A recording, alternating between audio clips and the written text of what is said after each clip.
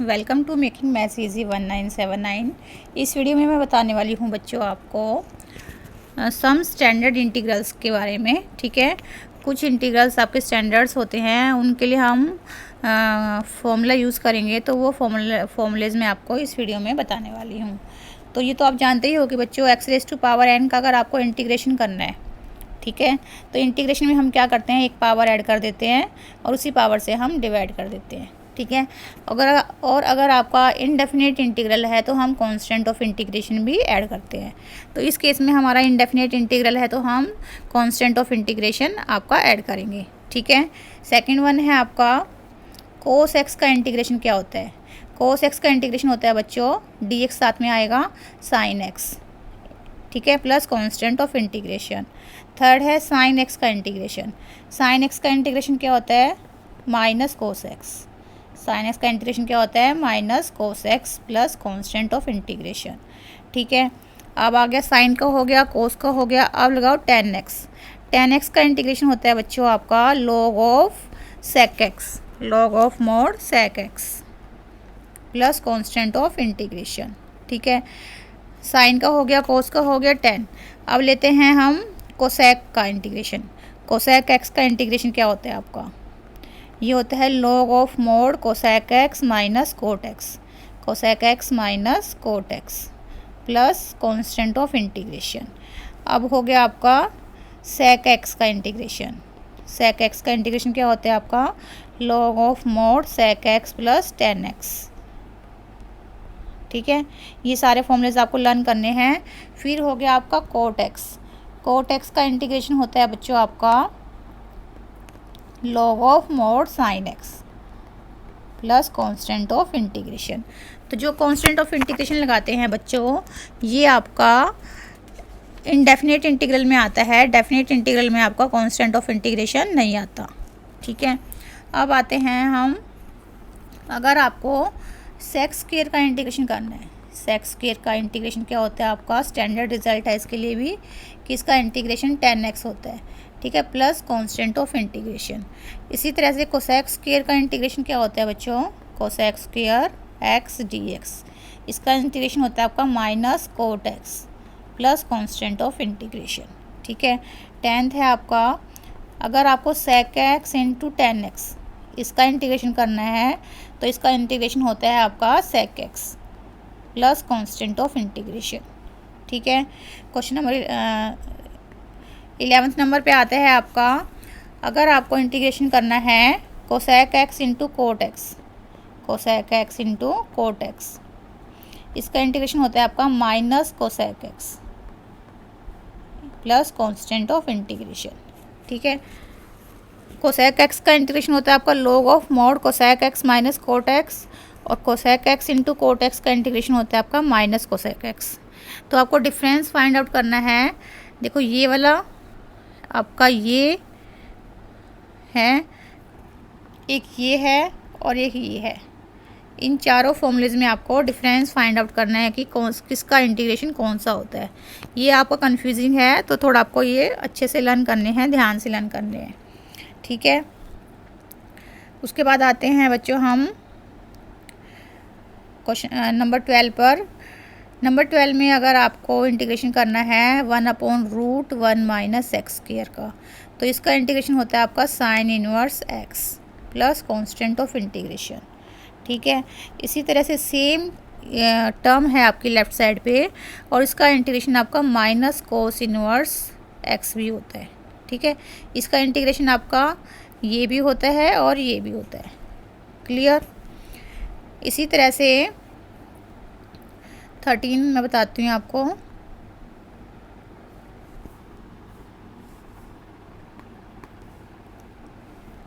अगर आपको इंटीग्रेशन करना है dx/1 प्लस एक्स स्क्वायर का, तो इसका इंटीग्रेशन आपका tan इनवर्स एक्स भी होता है और इसका इंटीग्रेशन आपका माइनस कोट इनवर्स एक्स भी होता है। ठीक है, ये दोनों होते हैं इसके इंटीग्रेशन। इसी तरह से अगर आपको इंटीग्रेशन करना है root x into root x square minus 1 का, ठीक है, x into root x square minus 1 का, तो इसका इंटीग्रेशन आपका सेक इन्वर्स x भी होता है और इसी का इन्वर्स आपका माइनस कोसेक इन्वर्स x भी होता है। ठीक है, तो इसके दो इंटीग्रेशन है, आप अकॉर्डिंग टू सिचुएशन आप यूज कर सकते हो। क्लियर।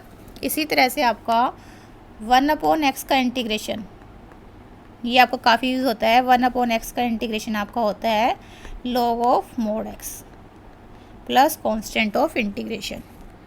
ठीक है, एक होता है आपका proper rational function. Proper rational function,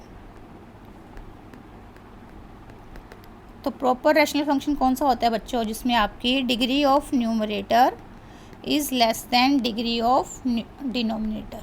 ठीक है, न्यूमरेटर की डिग्री डिनोमिनेटर की डिग्री से लेस होनी चाहिए।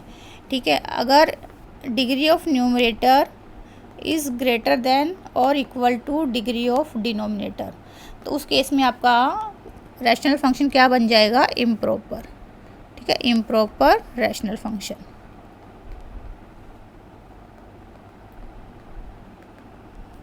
ठीक है, क्लियर।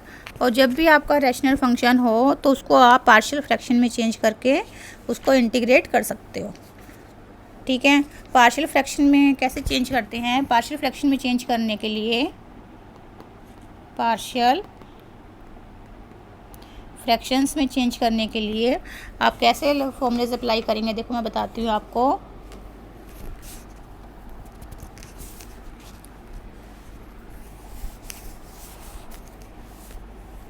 अगर आपका ऊपर है लीनियर टर्म, ठीक है, और नीचे है आपके फैक्टर इस तरह के लीनियर फैक्टर्स हैं, तो दो फैक्टर हैं आपके लीनियर डिनोमिनेटर में, तो लीनियर फैक्टर के ऊपर आपकी कांस्टेंट टर्म आती है। अगर आपका डिनोमिनेटर में लीनियर फैक्टर है तो ऊपर आपकी क्या आएगी, कांस्टेंट टर्म आएगी। ठीक है, तो इस तरह से हम पार्शियल फ्रैक्शन में चेंज कर लेंगे। ए और बी की वैल्यू आपको फाइंड आउट करनी है। ठीक है, और a small a not equal to b है, यानी कि दोनों फैक्टर आपके अलग अलग हैं। इसी तरह से अगर आपका है पार्शियल फ्रैक्शन, जो रैशनल फंक्शन है, प्रॉपर रैशनल फंक्शन आपका इस फॉर्म में है कि ये फैक्टर डिनोमिनेटर वाला फैक्टर आपका रिपीट हो रहा है, तो इसको कैसे चेंज करेंगे, एक बार a over x minus a plus b over x minus a का होल स्क्वायर। क्लियर, इस तरह से चेंज करेंगे। इसी तरह से अगर तीन लीनियर फैक्टर हैं डिनोमिनेटर में, तो उसको हम किस तरह से चेंज कर देंगे, मान लो है आपका p x square plus q x plus r over denominator में है x minus a, x minus b, x minus c, क्योंकि तीन लीनियर फैक्टर है नीचे और ये आपका प्रॉपर रैशनल फंक्शन है। तो सबसे पहली बात आपको क्या ध्यान रखनी है, प्रॉपर रैशनल फंक्शन होता है तभी आप पार्शियल फ्रैक्शंस में चेंज करते हो। अगर आपका रैशनल फंक्शन इम्प्रॉपर है तो उसको आपको डिवाइड करके पहले प्रॉपर रैशनल फंक्शन में चेंज करना होगा। तो ये आपका देखो, उसमें न्यूमरेटर की डिग्री 2 है और डिनोमिनेटर की 3 बन जाएगी, क्योंकि 3 लीनियर फैक्टर हैं, मल्टीप्लाई करूँगी तो 3 बन जाएगी डिग्री। तो ये आपका प्रॉपर रैशनल फंक्शन है। तो इस तरह के रैशनल फंक्शन को अगर आपने पार्शियल फ्रैक्शन में चेंज करना है तो इस तरह से करेंगे, a over x minus a plus b over x minus b plus c over x minus c. ठीक है, क्लियर। इसी तरह से आपको अगर कोई फैक्टर रिपीट हो रहा है तो भी आप इस तरह से कर सकते हो। अगर इस तरह से है आपका नीचे आपका ये फैक्टर रिपीट हो रहा है कि 2 टाइम्स आ रहा है, तो ये कैसे होगा, a over x minus a plus b over x minus a का whole square plus c over x minus b. इस तरह से मैं इसको पार्शियल फ्रैक्शन में चेंज कर सकती हूँ।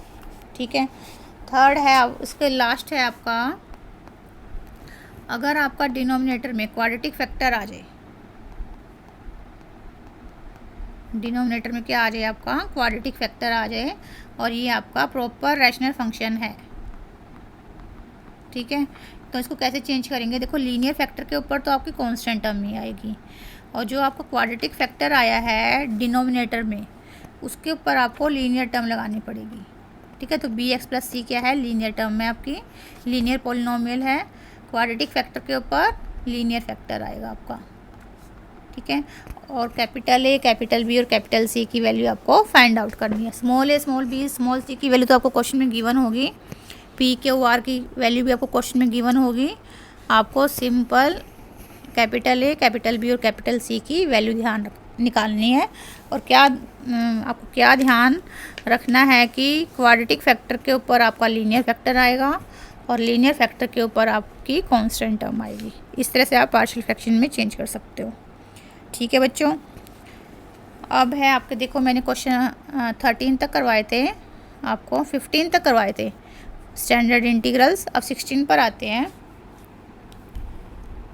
अगर आपको इंटीग्रेशन करना हो 1/x² - a² का इंटू dx, तो इसका होता है 1/2a log of mod x - a x + a plus constant of integration.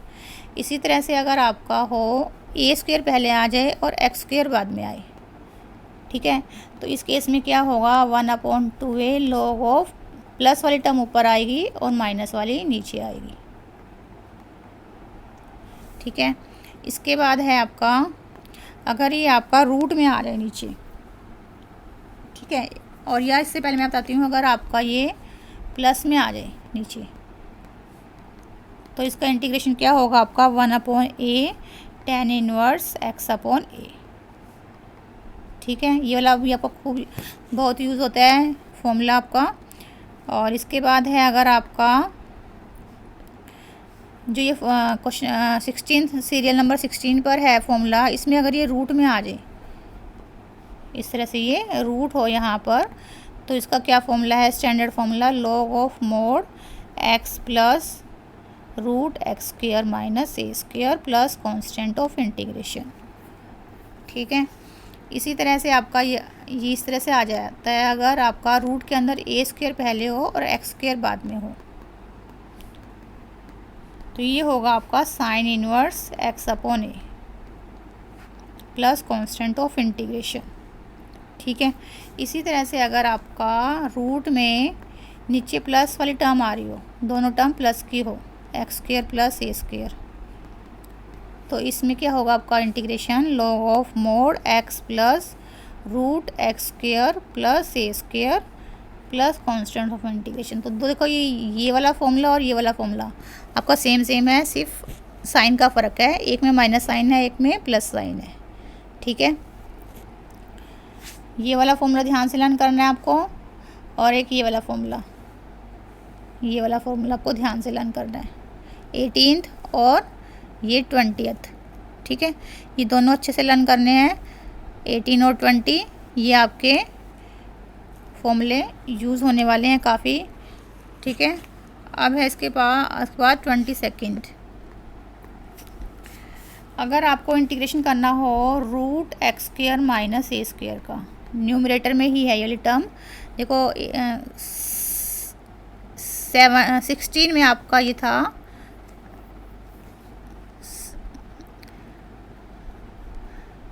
19 में, देखो 19 में ये 1/ में था और 22 में ये ऊपर न्यूमरेटर में है, ठीक है। तो इसका क्या होगा आपका integration x/2 root x² - a² plus a²/2, minus आएगा बच्चों यहाँ पर बीच में,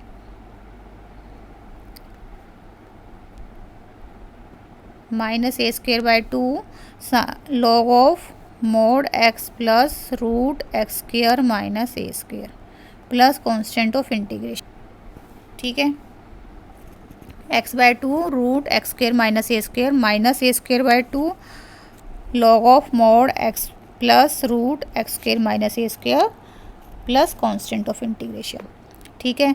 इसी तरह से अगर आपका है रूट a² - x² का, ठीक है, तो ये होगा आपका रूट a² - x² का, same x/2 root a² - x², अब इसमें माइनस की जगह प्लस आएगा, a²/2 sine inverse x/a plus constant of integration, ठीक है। इसी तरह से अगर आपका है रूट x² प्लस a², इसका इंटीग्रेशन करना है, तो इसका इंटीग्रेशन होगा आपका x/2 रूट ए स्क्वायर प्लस एक्स स्क्वायर, ठीक है, प्लस ए स्क्वायर बाय 2, इसमें भी प्लस में आएगा, ठीक है, सिर्फ इसमें माइनस में आ रहा है आपका, ए स्क्वायर बाय 2 के आगे माइनस आ रहा है और बाकी दो में आपका ये प्लस में आ रहा है। Log of mod x plus root x square plus a square, ठीक है, प्लस कांस्टेंट ऑफ इंटीग्रेशन, ठीक है। इसमें और इसमें क्या डिफरेंस है, इस वाले 22 में और 24 में, 22 में और 24 में क्या डिफरेंस है आपका, देखो यहाँ पर माइनस आ रहा है ए स्क्वायर बाय 2 के आगे, 22 में ए स्क्वायर बाय 2 से पहले आपका माइनस आ रहा है और 24 में आपका प्लस आ रहा है, ठीक है, ये डिफरेंस है, यहाँ माइनस है और यहाँ पर प्लस है, ठीक है बच्चों। अब है आपका देखो इंटीग्रल, बाकी आपको कुछ इस तरह के इंटीग्रल गिवन होंगे, उसमें आपको होल स्क्वायर कंप्लीट भी करना होगा, ठीक है, होल स्क्वायर कंप्लीट करके आपकी ये 24 तक फॉर्म आ जाएंगी आपकी। और इंटीग्रेट बाय पार्ट्स कैसे करते हैं बच्चों, एक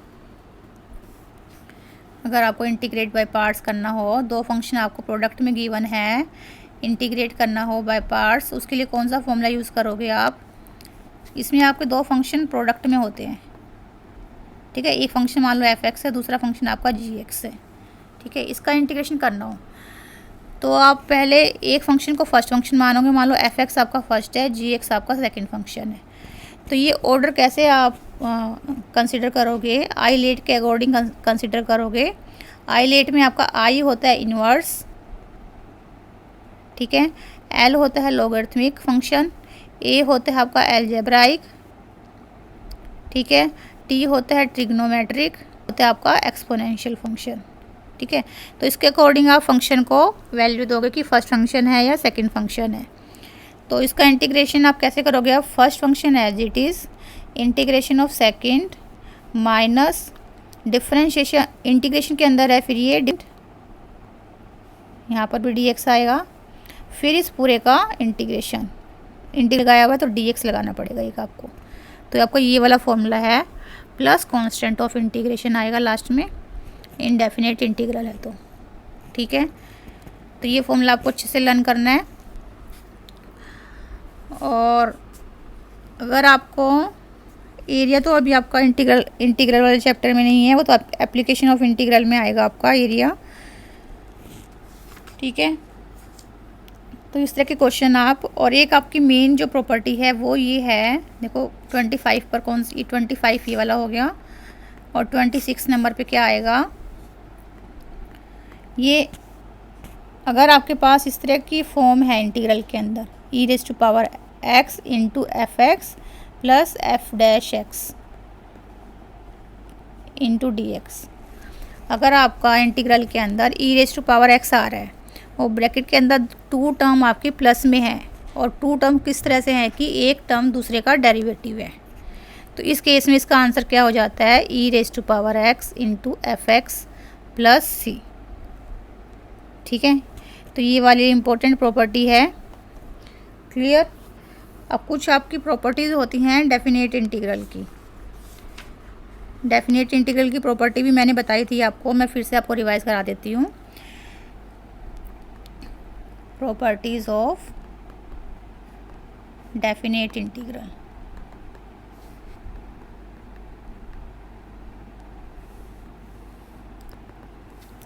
देखो फर्स्ट प्रॉपर्टी तो है आपकी a to b f x d x,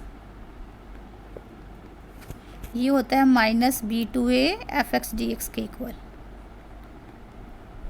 ठीक है। सेकंड है आपकी देखो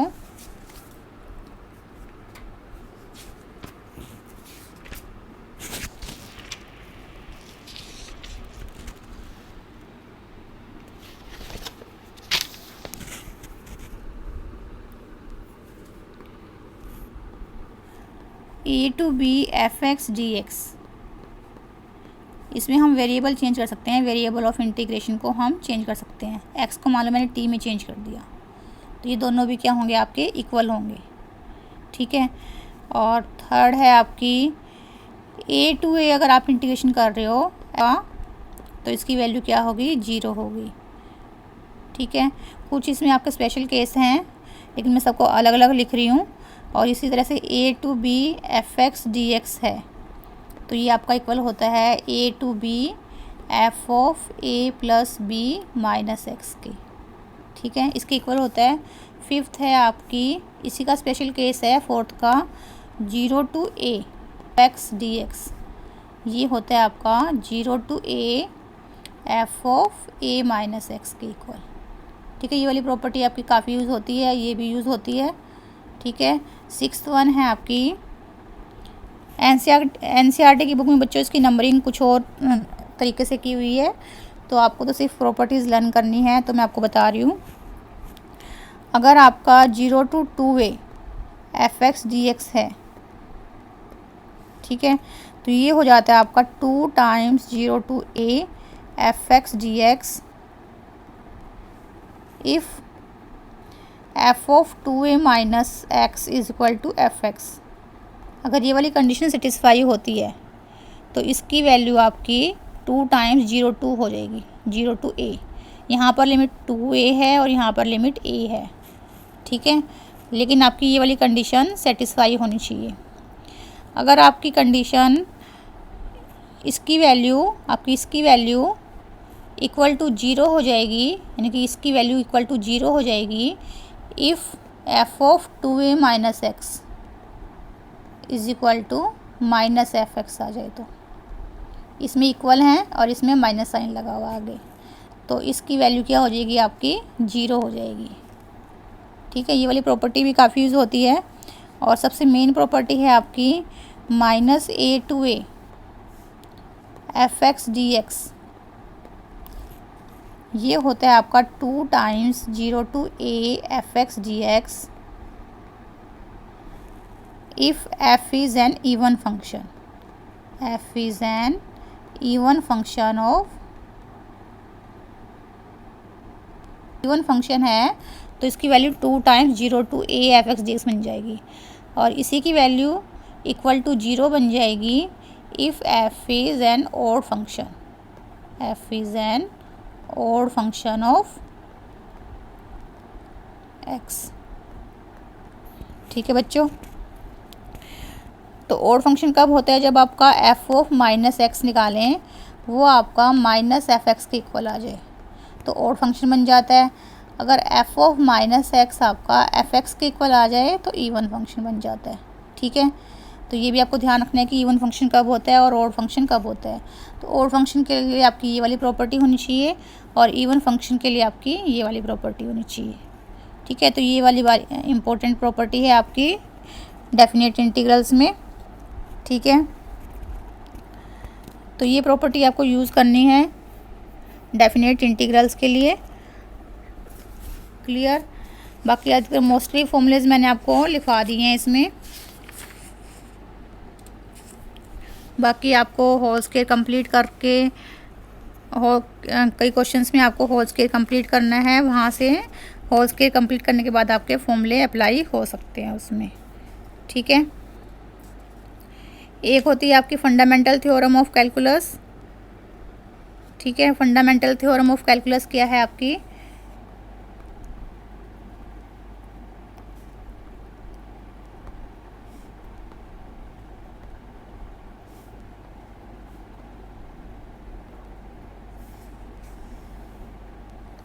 अगर आपको डेफिनेट इंटीग्रल निकालना है A D F x d x, ठीक है, तो इसका आंसर क्या आएगा, ये हो जाएगा capital F b minus capital F ए।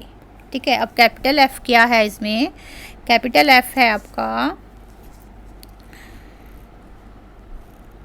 कैपिटल एफ है आपका, अगर हम एक तरह से F x small F x का हम इंटीग्रेशन करते हैं, इनडेफिनेट इंटीग्रेशन करते हैं, तो उसका आंसर आपका कैपिटल एफ एक्स आता है प्लस कांस्टेंट ऑफ इंटीग्रेशन। ठीक है, तो कैपिटल एफ एक्स क्या है, एफ एक्स का इंटीग्रेशन, एक तरह से कैपिटल एफ एक्स क्या है, स्मॉल एफ एक्स का इंटीग्रेशन है, इनडेफिनेट इंटीग्रेशन है। ठीक है, तो उसके अंदर अगर मैं अपर लिमिट पुट कर दी माइनस लोअर लिमिट पुट कर दी, ठीक है, तो ये आपकी फंडामेंटल थ्योरम ऑफ कैलकुलस है। क्लियर, तो ये सारे फॉर्मूलेज आपको बच्चों लर्न करने हैं अच्छे से, ठीक है। जब तक फॉर्मूलेज लर्न नहीं होंगे तो आप क्वेश्चन में इनको अप्लाई नहीं कर पाओगे। तो formulas learning is very very important, ठीक है। फॉर्मूलेज लर्न करके आप क्वेश्चन ट्राई करना, ठीक है। और अगर आपको मेरी वीडियो पसंद आई हो तो लाइक शेयर सब्सक्राइब करना मत भूलें। Thank you.